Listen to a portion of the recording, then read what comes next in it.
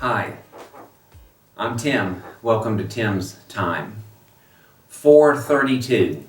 Those of you at Central or who are in our prayer emphasis are pretty familiar with that verse, 432. It actually started from Acts, and we have individuals who get up at 4:32 every morning like this and pray. And I'm here early in the morning to kind of refocus and to get my game face back on when it comes to my prayer life. And so I thought I would experience the early in the morning phenomenon. Those of you who arise at 4:32 in the morning to pray for our church, boy, you have my admiration.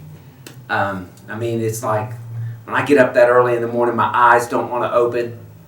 You take your contacts out and put them in, and my contacts start screaming like they're not even supposed to go in that early in the morning. However, I know I can't focus and see without them. Acts 4:32 is where we got 432 from, and where we got the 4:32 a.m. or p.m. call to prayer. And our Acts 4:32 emphasis started with us praying for God to bless our church family financially. We were in a bind and we needed God's intervention, and we quite frankly needed to step up ourselves, and we have pretty much.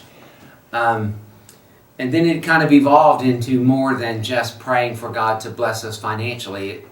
It poured into praying for God to move in our church, and praying for God to change lives, and praying for God, if I may use this old word, to send a revival. And it's kind of fizzled a little bit because we haven't said a whole lot about it publicly, but we need to keep it up. We need to keep it up. We need to keep it up. Now, the Bible doesn't use the word focus a great deal, believe it or not, when it comes to us praying. The Bible uses a little bit different word. It uses the term seek. If my people who are called by my name will humble themselves, pray, and seek my face.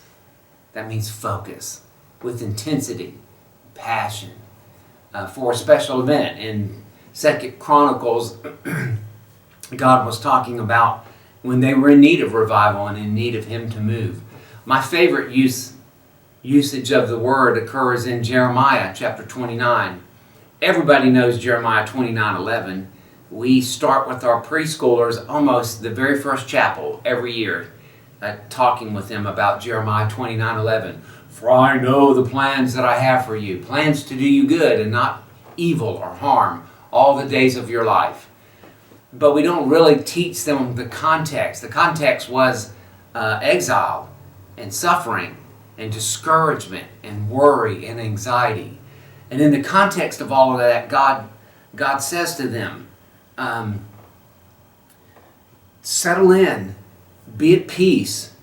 And then He says, I have plans for you, plans to do you good, not harm. And you'll pray and I'll come to you. And then He uses our phrase, you will seek me and you'll find me.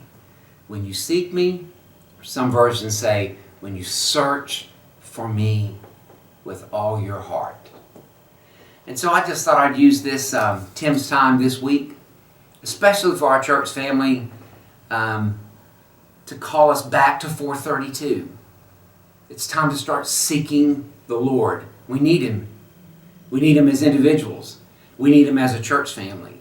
We need Him in our culture and in our community. We need Him in our world. And we need Him to move as only He can. But how about you if you're not in our church family and you're across the country? We have folks all across the country watching Tim's Time. Still amazes me.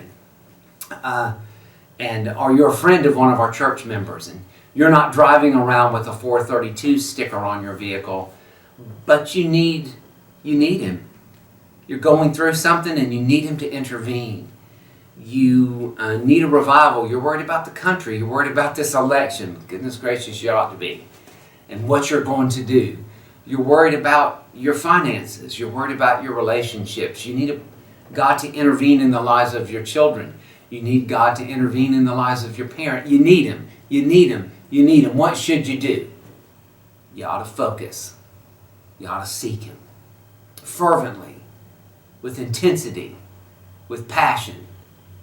It's time to energize 432. It's time for you to seek the Lord. Or as I'm fond to say, it's time to pick up your big boy cup and get serious about your prayer life. Hope you have a great week.